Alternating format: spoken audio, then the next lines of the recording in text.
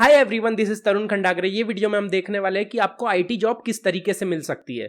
अगर आप एमसीए से बिलोंग करते हो, और भी कई डिग्रीज होती है नॉन टेक वाली, अगर आप वो सब डिग्रीज से बिलोंग करते हो और अगर आप आईटी फील्ड में आना चाहते हो, तो आपके लिए क्या रास्ता होगा, क्या पाथ होगा कि जिसके थ्रू आप आईटी जॉब क्रैक कर सकते हो, और आपको क्रैक करने के लिए क्या क्या चीजें करना पड़ेगा, एक आईटी सेक्टर में आने के लिए बंदे को क्या क्या चीजें करना पड़ता होगा, ये हम देखने वाले हैं इस वीडियो में।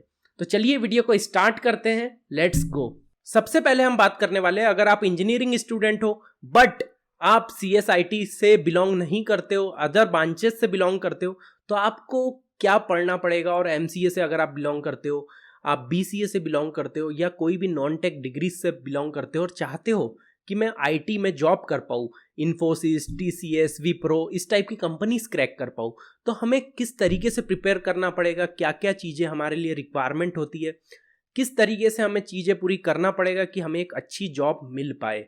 सबसे पहले आपको एक कोडिंग लैंग्वेज सीखना है। जब आप कोडिंग लैंग्वेज सीख जाओगे तो आपका पाथ बहुत ही क्लियर हो जाएगा। आपको पता चल रहा होगा कि यार अब मुझे कोडिंग लैंग्वेज आती है, मेरा पाथ जो है वो क्लियर हो चुका है, अब मैं आराम से आगे की चीज़ें प्रिपेयर कर सकता हूँ। तो सबसे पहले पहला पॉइंट हो गया हमारी कोडिंग लैंग्वेज, कि आपको कोडिंग लैंग्वेज तो आना ही आना चाहिए। दूसरा पॉइंट है कि हमें एक डेटाबेस आना चाहिए।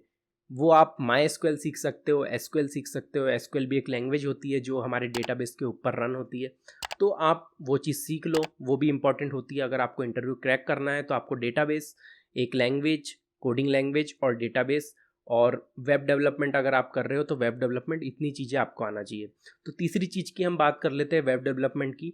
तो वेब डेवलपमेंट के अंदर आप HTML, CSS, जावास्क्रिप्ट, ये सब चीज़ें सीख के और डेटाबेस और एक लैंग्वेज सीख के आप एक प्रोजेक्ट बना सकते हो। प्रोजेक्ट बना के आप रिज्यूम में अपने मेंशन कर सकते हो। वो चाहे स्मॉल प्रोजेक्ट हो, बिग प्रोजेक्ट हो, मैटर नहीं करता है, बस आपको उसका नॉलेज होना चाहिए। ओके, अगर आपने इतनी चीज़ें कर ली तो आप एलिजिबल हो कोई भी कंपनी को क्रैक करने के लिए। वो चाहे इन्फोसिस हो, टीसीएस हो, विप्रो हो, कोई भी कंपनी हो, कॉग्निजेंट हो, आप आराम से कंपनीज क्रैक कर सकते हो इतनी चीज़ें करके। बहुत ही ईजी होता है, बस आपको प्रिपेयर करना होगा अच्छे से। और बहुत सारी चीज़ें आप ऐसी भी कर सकते हो जो इंपॉर्टेंट होती है, जैसे एप्टीट्यूड, रीजनिंग, इस टाइप की चीज़ें भी आप पढ़ सकते हो जो हमारे ऑनलाइन एग्जाम्स में पूछी जाती है। अगर आप एमकेड में कोई कंपनी के लिए अप्लाई करते हो या कहीं और प्लेटफॉर्म से अप्लाई करते हो, तो आपको एक टेस्ट देना होता है जिसमें इंग्लिश पूछी जाती है, आपसे एप्टीट्यूड पूछा जाता है, रीजनिंग पूछी जाती है।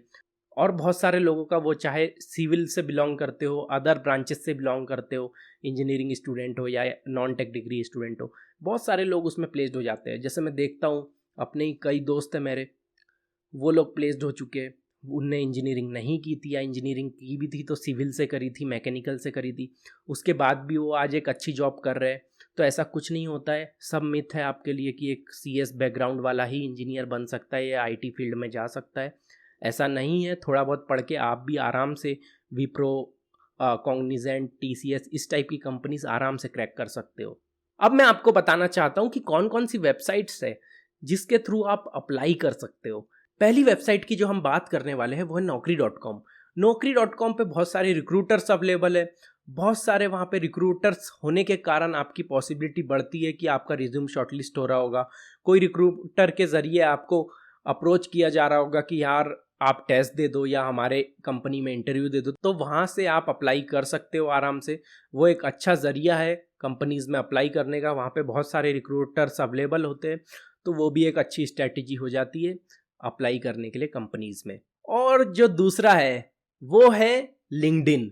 लिंक्डइन बहुत ही पावरफुल रिसोर्स है, ठीक है। वहाँ पे रिक्रूटर्स, एम्प्लॉयज़, कंपनीज, हर चीज़ें आपको मिलती है, हर ज़्यादा चीज़ें आपको इन्फॉर्मेशन होती है वहाँ पे, कि कोई एम्प्लॉयज़ पोस्ट कर रहा है, कोई कंपनीज में ओपनिंग है, या रिक्रूटर डाल रहे हैं कि यार हमें अप्रोच करो, हमारे यहाँ ओपनिंग है। अगर आपको पसंद आती है वो ओपनिंग, आपको लगता है कि हाँ मुझे अप्लाई करना चाहिए, तो आप अप्लाई कर सकते हो। बहुत सारी कंपनीज़ की तो नेशनल लेवल पे हायरिंग होने लगी है, वो अलाउ करती है 3-4 साल प्रीवियस बैच वालों को, तो आप अप्लाई कर सकते हो। ऐसा नहीं है आप गवर्नमेंट की तैयारी कर रहे हो तो आप आईटी में नहीं आ सकते, या आप कुछ कॉलेज में कुछ और तैयारी कर रहे थे, आपने आईटी का नहीं पढ़ा है तो आप आईटी में आपके लिए आना मुश्किल है। ऐसा बिल्कुल नहीं है, ऐसा मिथ बिल्कुल मत रखना।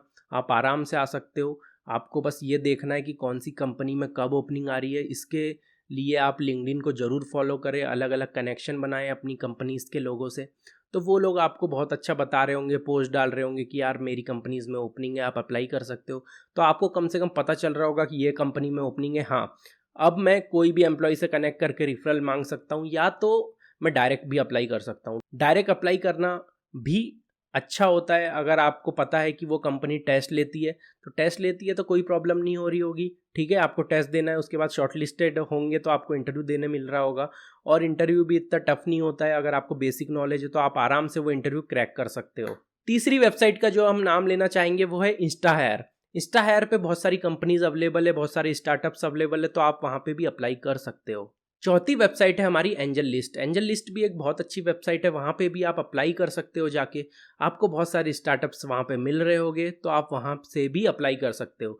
तो जैसे कि मैंने आपको बताया, 4 चीज़ें मैंने आपको बता दी। वहाँ पे आप अपनी प्रोफाइल बना लो, वहाँ पे जाके आप अप्लाई करने लगो, अपना एक रिज्यूम तैयार करो, उसमें एक प्रोजेक्ट डालो, और जो मैंने आपको बेसिक रिक्वायरमेंट बताई है, आपको एक लैंग्वेज आना चाहिए और थोड़ा बहुत वेब डेवलपमेंट आना चाहिए, थोड़ा बहुत डेटाबेस की लैंग्वेज के बारे में पता होना चाहिए, एसक्यूएल कैसे काम करता है, एसक्यूएल में कैसे क्वेरी लिखी जाती है।